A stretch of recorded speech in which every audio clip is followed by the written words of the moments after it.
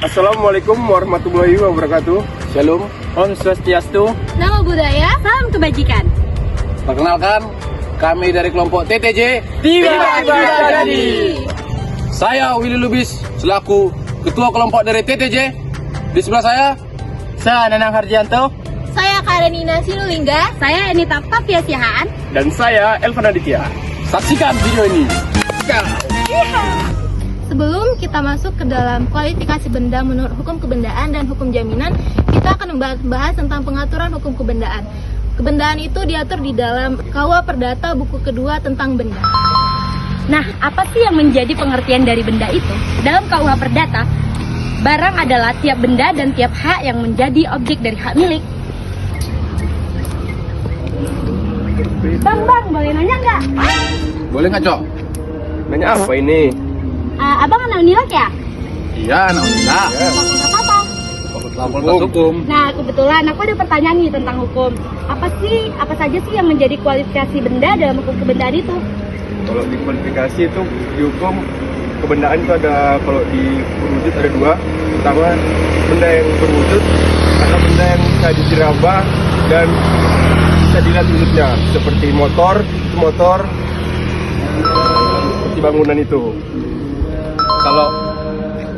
Kalau benda yang tidak berwujud itu adalah benda yang tidak bisa diraba dan tidak bisa dilihat secara fisik, seperti hak paten dan hak cipta.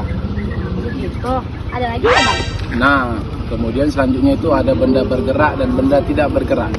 Yang pertama ada benda bergerak. Dengan pengertiannya adalah benda yang dapat dipindahkan dari suatu tempat ke tempat yang lain. Seperti contohnya ini ada benda, ada mobil, dan ada tong sampah. Yang kedua adalah benda tidak bergerak. Benda tidak bergerak adalah benda yang tidak dapat dipindahkan. Contohnya seperti bangunan beserta tanah yang ada. Makasih, Bang. Oke, sama-sama. Halo guys, lagi jalan-jalan di Danau Unilak. Kita ajak kenalan ya. Halo Bang, permisi. Buku hukum ya? Iya kak. Aku ada pertanyaan nih tentang hukum. Bolehkah aku bertanya? Oh boleh kak. Itu pertanyaan aku tentang apa aja sih kualifikasi benda dalam hukum jaminan? Abang boleh bantu dijawab. Nah pas nih kak, kebetulan aku lagi baca tentang kualifikasi hukum kebendaan. Jenis benda yang dapat dijadikan jaminan itu ada dua. Yang pertama itu benda bergerak. Benda yang dijaminkan bergerak itu dapat dijaminkan melalui gadai dan fidusia. Apa itu gadai?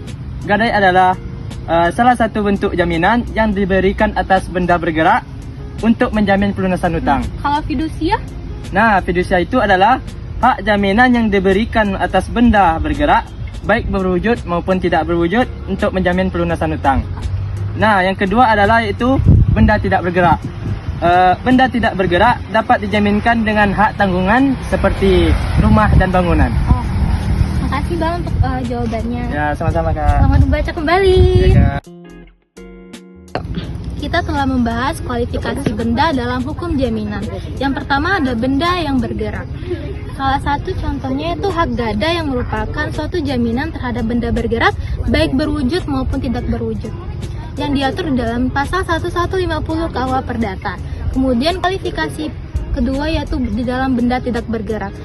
Yang definisi umumnya adalah benda yang tidak dapat dipindahkan dari suatu tempat ke tempat lainnya. Contohnya tanah dan bangunan. Tanah dan bangunannya ini bisa dijadikan suatu jaminan bagi seseorang untuk pemenuhan utangnya. Yang dalam hukum kita kenal sebagai hak hipotek yang merupakan jaminan terhadap benda yang tidak bergerak. 3. Demikian pemahaman benda dalam hukum jaminan. Apabila ada kesalahan, Kami mohon maaf. sekian. Terima kasih. Semoga bermanfaat.